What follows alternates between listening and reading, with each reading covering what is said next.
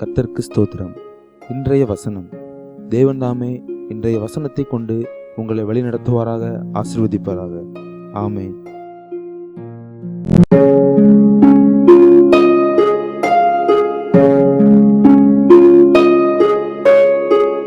நான் தேசத்தை அழிக்காதபடிக்கு திறப்பிலே நிற்கவும் சுவரை அடக்கவும் தக்கதாக ஒரு மனுஷனை தேடினேன், ஒருவனையும் காணேன். எசேக்கியேல் 22 அதிகாரம் 30 வசனம்.